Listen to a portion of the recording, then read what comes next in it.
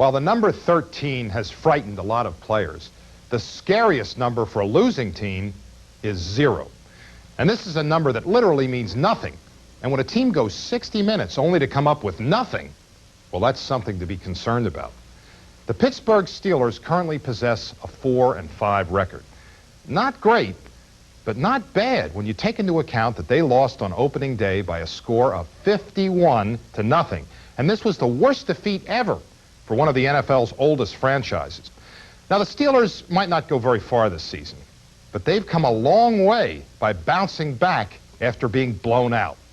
Pittsburgh's 1989 debut against the Cleveland Browns was a numerical nightmare. The Steelers managed just 53 yards of total offense while turning the ball over 8 times. As the mistakes multiplied, the margin of defeat reached staggering proportions. We kept looking at each other on the sideline just saying, it's going to be a long day, guys. And it was a very long day that day. Things just fell apart at the seams. Everything we did just worked against us. And they were able to capitalize on our every mistake. Give to Worley, reverse to Lips, coming to the short side up over the 25. And Lips is nailed at the 29-yard line. Ball taken away from him. Here they come. David Grayson running down and going into the end zone. Touchdown. Brister is back.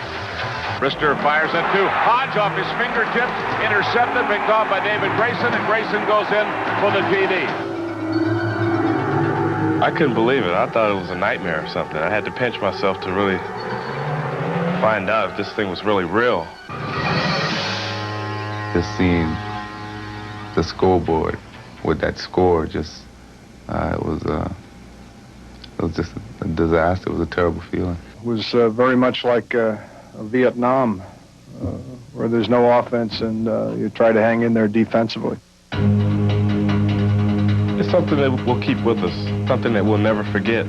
The feeling of walking off the field and looking at the scoreboard and it's 51-0. How bad we felt, how bad the fans came down on us. You go to a restaurant and folks are looking at you like you killed their son. Everywhere you go, everyone's talking about how horrible the team looked. And I think that's a motivational factor right there. You remember that feeling and you keep reminding yourself that you don't want to experience that ever again. Pittsburgh eventually emerged from the darkness. After suffering a pair of lopsided losses in the season's first 2 contests, the Steelers transformed their comeback trail into a collision course.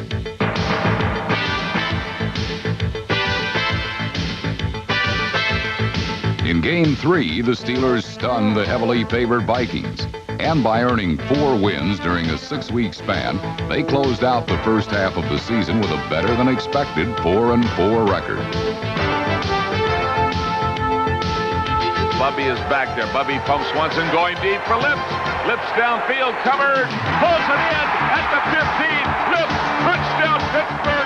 The role reversal included a rematch with Cleveland, and the Steelers set out to prove that in the case of 51-0, numbers sometimes lie. I think it was a little cloud hanging over, our heads, saying that, we weren't going to let that happen again, and we were going to go up there in Cleveland and prove to them that we weren't that kind of ball club.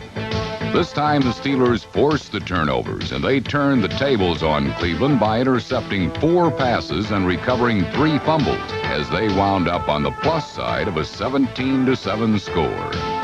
He's back deep, looking, throwing for Carter. Carter catches it. Touchdown, Pittsburgh. Pittsburgh's opening day's 0 hour had become a matter of perspective instead of a reason to panic.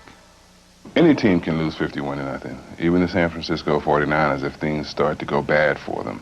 That's just how that game was. It wasn't an indication of our football team. We didn't feel after that game we were a 51-point inferior team to the Cleveland Browns. We just felt, hey, it's one of those things. You got to move on. You can't do anything about history. That's done.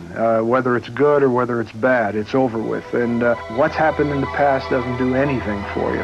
What's now and what's coming up is where the focus has to be. Headed New York's 20-13 victory over Phoenix. Led by Taylor, the Giants now have both the league's best